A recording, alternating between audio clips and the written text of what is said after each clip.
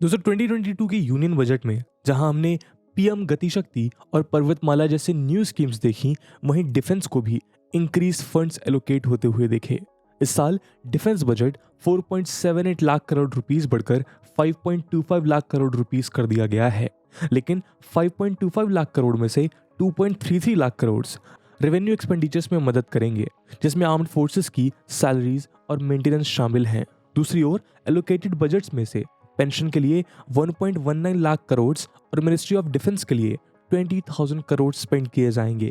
इन सारे एक्सपेंडिचर्स के बाद कैपिटल एक्सपेंडिचर यानी वेपन्स, एयरक्राफ्ट, वॉरशिप्स और एडवांस टेक्नोलॉजी के डेवलपमेंट के लिए हमारे पास केवल 1.52 लाख करोड़ रुपीस बचते हैं, जो हमारे मिलिट्री नीड्स को देखते हुए काफी कम अमाउंट है। इसका मतलब ये हुआ दोस्तों कि केवल इंडियन आर्मी को एलोकेटेड बजट का 28% ही हमारे फोर्सेस के पास मॉडर्नाइजेशन के लिए अवेलेबल है। लेकिन टेंस्ड और डेलिकेट बॉर्डर रिलेशंस और ग्लोबल लेवल पे वॉर के चेंजिंग नेचर को देखते हुए आज आर्म्ड फोर्सेस, खासतौर पे इंडियन आर्मी के लिए खुद को मॉडर्नाइज करना काफी महत्वपूर्ण हो गया है। इनफैक्ट 2016 के शिखातकर कमेटी ने भी इंडियन आर्मी के रिफॉर्म्स और मॉडर्नाइजेशन के लिए कई रिकमेंडेशंस दिए थे, जिसमें teeth to tail ratio improve करना और जीडीपी में डिफेंस बजट 2 से 3% तक इंक्रीज करने जैसे कई मेजर रिकमेंडेशंस थे। तो दोस्तों सवाल ये उठता है कि आखिर इंडियन आर्मी को इन रिफॉर्म्स की जरूरत क्यों है? वॉलेटाइल बॉर्डर्स होने के बावजूद क्या बॉर्डर्स पर तैनात हमारे सैनिक देश की सुरक्षा के लिए काफी नहीं है? दोस्तों इस वीडियो के माध्यम से आज हम ऐसे ही सवालों पर चर्चा करेंगे कि किन इश्यूज के कारण इंडियन आर्मी को रिफॉर्म्स की आवश्यकता है। साथ ही हम उस टूर ऑफ ड्यूटी स्कीम पे भी एक नज़र डालेंगे, जिसे इम्प्लीमेंट करने के लिए इंडियन आर्मी विचार कर रही है। इस स्कीम से संबंधित क्रिटिसिज्म और बेनिफिट्स को भी हम डिस्कस करेंगे और जानेंगे कि ये रिफॉर्म्स सुधार करने में कितने मददगार साबित हो सकते हैं। आपको बताना चाहेंगे कि ये टॉपिक यूपीएससी मेंस जीएस 3 के सिक्योरिटी एंड डिफेंस सेक्शन के लिए ज़रूरी है, तो मेक श्योर करें इस लेक्चर को आप अंत तक देखें। तो चलिए इंडियन आर्मी की इंट्रोडक्शन के साथ आज का टॉपिक शुरू करते हैं। दोस्तों स्टडी आईक्यू आप सबके लिए लेके आया है एक बहुत ही खास कोर्स। पहली बार study IQ UPSC pre plus mains के लिए एक फुली लाइव कोर्स लॉन्च करने जा रहा है। इस कोर्स में 900 घंटे से ज़्यादा की लाइव क्लासेस होंगी, जिसमें स्टैटिक पोर्शन से लेकर करंट अफेयर्स, ऐसे सीसैट तक सब कुछ कवर किया जाएगा। और साथ ही साथ आपको मिलेगी 1-to-1 मेंटोरशिप, जिसकी वजह से आप अपने मेंटोर से बिना हिचकिचाए अपने डाउट्स को पूछ सकेंगे। और आपके एग्जाम फियर को दूर करने के लिए आपको दिए जाएंगे मॉक पेपर्स प्रीलिम्स एग्जाम के लिए। और साथ ही साथ मेंस की तैयारी को पुरजोर करने के लिए आपसे इस कोर्स में आंसर राइटिंग की प्रैक्टिस भी करवाई जाएगी। और दोस्तों ये सब कुछ आपको मिलेगा सिर्फ 18,500 के डिस्काउंटेड प्राइस पे, अगर आप यूज करते हैं coupon code AG Live। Batch की शुरुआत 20 जून शाम 6 बजे से हो रही है, जिसकी डिटेल्स आपको पिन कमेंट में मिल जाएगी। तो स्टडी आईक्यू के साथ अब आप भी कहिए कि तैयारी हुई अफोर्डेबल। दोस्तों इंडियन आर्म्ड फोर्सेस की लैंड बेस्ड ब्रांच कहलाने वाली इंडियन आर्मी की हिस्ट्री हम ईस्ट इंडिया कंपनी से ट्रेस कर सकते हैं। आज़ादी के बाद इंडियन प्रेसिडेंट के सुप्रीम कमांड के अंडर ब्रिटिश इंडिया और प्रिंसली स्टेट्स की प्री इंडिपेंडेंस फोर्सेस को इंटीग्रेट करके इंडियन आर्मी का विकास किया गया। इंडियन आर्मी की सबसे बड़ी जिम्मेदारी भारत को इंटरनल और एक्सटर्नल थ्रेट्स के अगेंस्ट डिफेंड करना है। साथ ही हमारी सेना नेचुरल कैलेमिटीज और दूसरे डिस्टर्बेंसेस के दौरान operation Surya hope, operation Vijay, operation Meghdoot और ऑपरेशन कैक्टस जैसे कई ह्यूमैनिटेरियन रेस्क्यू ऑपरेशंस भी कंडक्ट कर चुकी है। हमारी आर्मी कई United Nations peace keeping missions में भी एक एक्टिव पार्टिसिपेंट रही है, जिसमें Cyprus, Lebanon, Congo, Angola, Cambodia, Vietnam, Namibia, El Salvador, Liberia, Mozambique, South Sudan और सोमालिया मिशन शामिल हैं। इसके professional head chief of army staff कहलाते हैं, जो कि एक 4 स्टेट जनरल होते हैं। जनरल मनोज पांडे 30 अप्रैल 2022 से इंडियन आर्मी के COAS का रोल अदा कर रहे हैं। हम आपको बता दें कि लगभग 12 लाख एक्टिव ट्रूप्स और 9.6 लाख रिजर्व ट्रूप्स के साथ इंडियन आर्मी वर्ल्ड की लार्जेस्ट स्टैंडिंग आर्मीज में से गिनी जाती है। हर साल जहां हमारी आर्मी से लगभग 60,000 पर्सनल रिटायर होते हैं, वहीं 100 फ्रेश हायरिंग रैलीज कंडक्ट करके न्यू पर्सनल हायर किए जाते हैं। लेकिन दोस्तों पिछले 2 सालों से कोविड महामारी की वजह से हायरिंग प्रोसेस सस्पेंड हो जाने के कारण एक्सपर्ट्स इस सिचुएशन को एक अपॉर्चुनिटी की तरह देख रहे हैं। उनका मानना है कि इंडियन आर्मी की मेजर इश्यूज में इसकी लार्ज स्ट्रेंथ सबसे बड़ा इशू है। आखिर आर्मी की स्ट्रेंथ एक चिंता का मुद्दा क्यों बनी हुई है? आइए अपने अगले सेक्शन में इस इशू के साथ अन्य कुछ और समस्याओं को समझने की कोशिश करते हैं। दोस्तों, आर्मी साइज डिस्कस करने से पहले बात करते हैं इंडियन आर्मी को प्रोवाइड होने वाले गियर्स और उनके डाइट के बारे में। 2019 में सीएजी ने डिफेंस से संबंधित एक रिपोर्ट राज्यसभा में पेश की थी, जिसके अनुसार जो Indian troops high altitude areas में स्टेशन हैं उन्हें ओल्ड वर्जन के फेस मास्क, जैकेट्स और स्लीपिंग बैग्स प्रोवाइड किए गए थे। इसके अलावा हाई ऑल्टीट्यूड में एक सोल्जर की कितनी कैलोरी इंटेक होनी चाहिए, हमारे सैनिक का इंटेक उस स्टैंडर्ड से काफी कम था।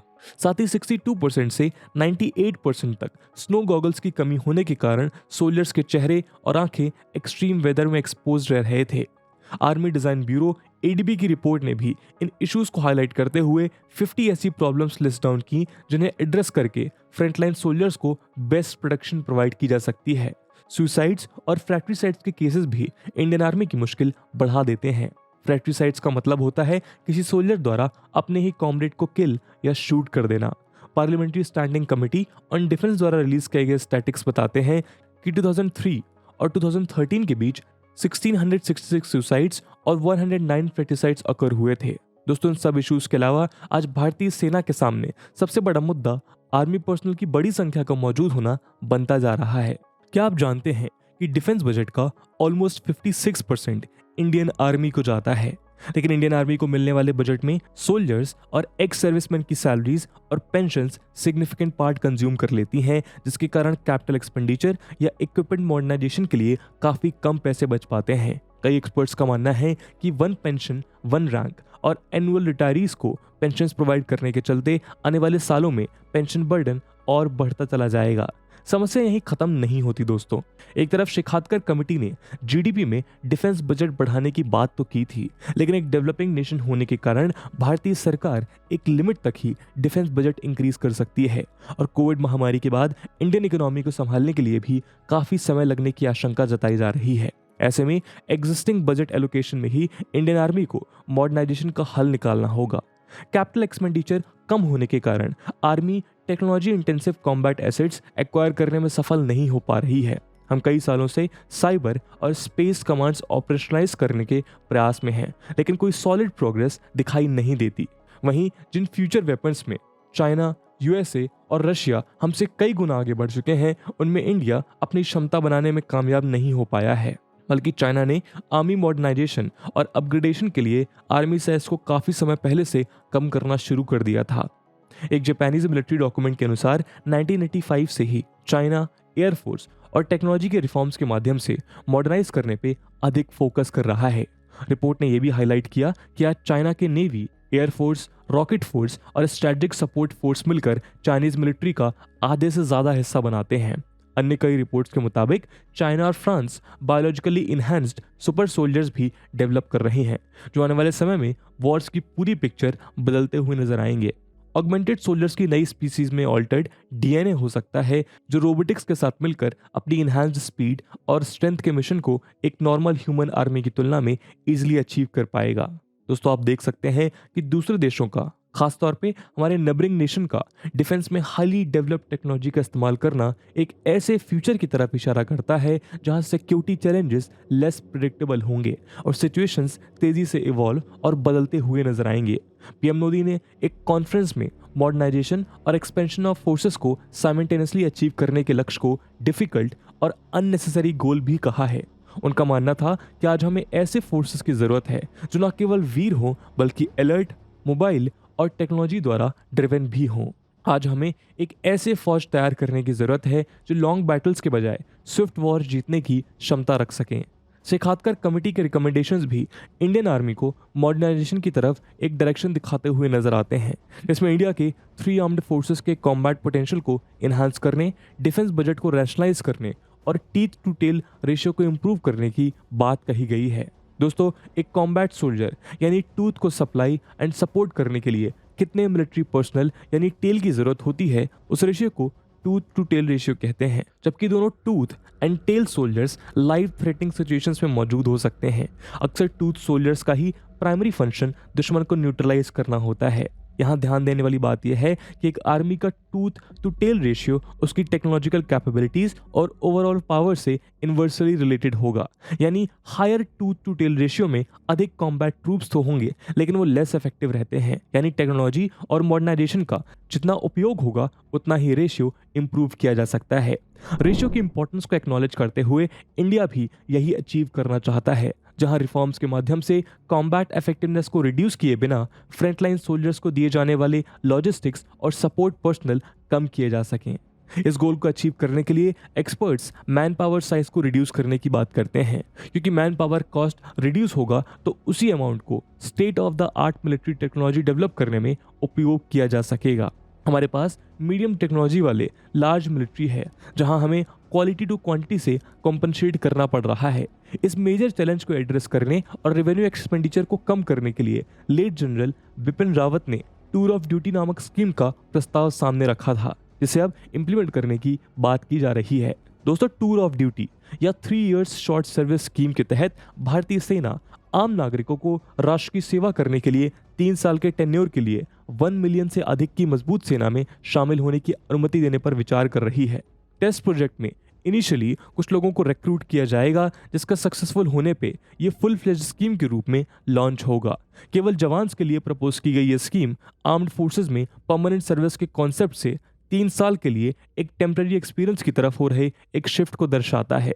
इस स्कीम का हिस्सा बनने वाले जवानों की अर्निंग्स 3 साल के लिए टैक्स फ्री हो सकती है और साथ ही टेन्योर खत्म होने पे उसे पुलिस फोर्स जैसे पब्लिक सेक्टर जॉब्स में भी प्रेफरेंस देने की बात की जा रही है। सरकार को इस स्कीम से सबसे बड़ा फायदा सैलरीज और पेंशन्स में होने वाले बचत के रूप में होगा। Short service commission SSC officers पे होने वाले खर्च का केवल एक फ्रैक्शन 3 ईयर सर्विस में नियुक्त जवान्स पे किया जाएगा। करेंटली 10 सालों के बाद रिटायर होने वाले एक एसएससी ऑफिसर पे गवर्नमेंट 5.12 करोड़ रुपीस खर्च करती है, जहां 6.83 करोड़ रुपीस उस पे खर्च किए जाते हैं जो 14 साल बाद रिटायर होते हैं। इस कॉस्ट में ऑफिसर की प्री कमीशन ट्रेनिंग, पे अलाउंसेस, ग्रेट्युटी और लीव इनकैशमेंट्स शामिल होते हैं।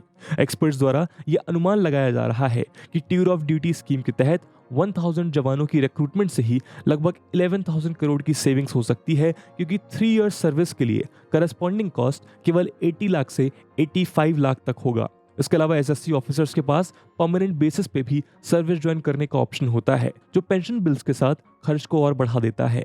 लेकिन इस स्कीम के साथ कई एनालिस्ट का मानना है कि देश के यूथ को भी अपनी एनर्जी पॉजिटिवली चैनलाइज करने का मौका मिलेगा। एक्सपर्ट्स इसे अनएम्प्लॉयमेंट जैसी समस्या का एक टेम्परेरी सॉल्यूशन भी बताते हैं। इसके अलावा एक सर्वे में यह भी इंडिकेट किया गया था कि फ्रेश ग्रेजुएट्स की तुलना में कॉर्पोरेट सेक्टर ऐसे ट्रेन्ड, डिसिप्लिन्ड, कॉन्फिडेंट, डिलीजेंट और कमिटेड यूथ को हायर करना प्रेफर करते हैं, जिन्होंने अपने करियर का कुछ समय आर्मी जैसे डिसिप्लिन्ड ऑर्गेनाइजेशंस में बिताया होता है। लेकिन कुछ experts tour of duty proposal को लेकर सीरियस कंसर्न्स व्यक्त करते हैं। क्रिटिक्स आशंका जताते हैं कि इस स्कीम के माध्यम से प्रोफेशनल सोल्जर्स को शॉर्ट टर्म ट्रांजिएंट सोल्जर्स के साथ रिप्लेस करने से आर्मी गंभीर रूप से कमजोर पड़ सकती है। आर्मी ट्रेंड सोल्जर्स का केवल 3 साल में ही फोर्स से बाहर आ जाना भी क्रिटिक्स के बीच चिंता का विषय बना हुआ है। उनका कहना है कि जिस समाज में levels of violence already high हैं, उस समाज में वेल ट्रेंड सोल्जर्स का पुलिस या सिक्योरिटी गार्ड्स में नौकरी ढूंढना किसी खतरे से खाली नहीं होगा, क्योंकि वो गन्स या अन्य वेपन्स यूज करने में संकोच नहीं करेंगे। लेकिन कई स्टडीज पॉइंट आउट करती हैं कि आज तक इस तरह का वायलेंस किसी भी एक्स एसएससी ऑफिसर या जवान ने इंडियन आर्मी छोड़ने के बाद नहीं किया है, और इसीलिए आलोचकों की इस आशंका का कोई लॉजिक पैदा नहीं होता। इसके अलावा ओवरऑल आर्मी साइज को रिड्यूस करने की प्रतिक्रिया को लेकर कई एक्सपर्ट्स क्रिटिकल व्यू एक्सप्रेस करते हैं। उनका मानना है कि हॉस्टाइल बॉर्डर से घिरे होने के कारण इंडियन आर्मी को हमेशा nuclear armed rivals Pakistan and China के खिलाफ एक साथ 2 लैंड वॉर्स लड़ने के लिए हमेशा तैयार रहने की जरूरत है। ऐसे समय पे जब बॉर्डर्स पे हालात नाजुक और गंभीर हो रखे हैं, तो आर्मी स्ट्रेंथ को डिक्रीज या रिक्रूटमेंट प्रोसीजर फ्रीज कर देने से मैन पावर की अवेलेबिलिटी पे काफी गहरा असर पड़ सकता है। इसलिए डाउन साइजिंग के साथ साथ दूसरे मेथड्स अडॉप्ट करके इंडियन आर्मी को अपग्रेड किया जा सकता है। दोस्तों, स्ट्राई सर्विस इंटीग्रेशन ऑफिसर्स के लिए एसएससी में रिफॉर्म्स लाना, जिसके तहत इन सर्विसेज में स्ट्रेंथ 50% कम हो सके। Short term tour of duty के लिए सेंट्रल आर्म्ड पुलिस फोर्सेस से जवानों का लिटरल इंट्रोडक्शन और सोल्जर्स की एजुकेशन क्वालिटी इंप्रूव करने जैसे अनेक स्टेप्स के द्वारा इंडियन आर्मी में रिफॉर्म्स लाने की तैयारी की जा रही है। एक्सपर्ट्स का मानना है कि गवर्नमेंट को immediately national security strategy carry out करने की जरूरत है, जो लिमिटेड इंटेंस और हाई टेक्नोलॉजी से लेड वॉर्स लड़ने में मदद कर सकेगी। National security strategy armed forces की क्वालिटी और साइज डिटरमाइन करेगी। हमारे कॉन्फ्लिक्ट रिडन बॉर्डर एरियाज में पर्सनल इंटेंसिव इन्फेंट्री यूनिट्स की जरूरत तो है, लेकिन रिपोर्ट्स के अनुसार ग्लोबल एडवांस मिलिट्रीज की तुलना में इंडिया फिलहाल 25 से 30% आर्मी स्ट्रेंथ रिड्यूस करने की क्षमता रखता है। पॉलिटिकल कंपल्शन के कारण फ्रेश रिक्रूटमेंट भले ही शुरू करनी पड़े, लेकिन जवान्स का इनटेक रिडक्शन प्लान के पेंडिंग रिफॉर्म्स के अनुसार होना चाहिए। इन सब के अलावा इंडियन गवर्नमेंट को एक ऐसा ट्रांजिशन पीरियड भी कंसीडर करना पड़ेगा जो tour of duty service personal को सोल्जर से पुलिसमैन बनने में मदद कर सके। आज जरूरत इस बात की है कि केंद्र सरकार और स्टेट गवर्नमेंट एक साथ मिलकर काम करें और टूर ऑफ ड्यूटी के लॉन्च के बाद सैनिकों को स्टेट पुलिस फोर्सेस में भर्ती दिलाने के लिए ज्वाइंट एफर्ट्स डालें। तो दोस्तों, ये थी इंडियन आर्मी के साइज से रिलेटेड स्टडी आईक्यू की तरफ से एक एनालिसिस। और जैसे कि वीडियो के पहले भाग में बताया कि इस वीडियो की यूपीएससी मेंस के पर्सपेक्टिव से काफी रेलेवेंस है, इसीलिए एक सवाल हम आपके लिए छोड़कर जा रहे हैं, जिसे आप कमेंट सेक्शन में आंसर कर सकते हैं। आपका सवाल है, how can India ensure modernisation of its army without compromising on its combat effectiveness. And with this question my friends, that's it for the video. I hope आपको वीडियो पसंद आई होगी, और अगर पसंद आई है तो अपने दोस्तों के साथ शेयर करना मत भूलिएगा। मिलते हैं अगले वीडियो में, तब तक के लिए जय हिंद, जय भारत।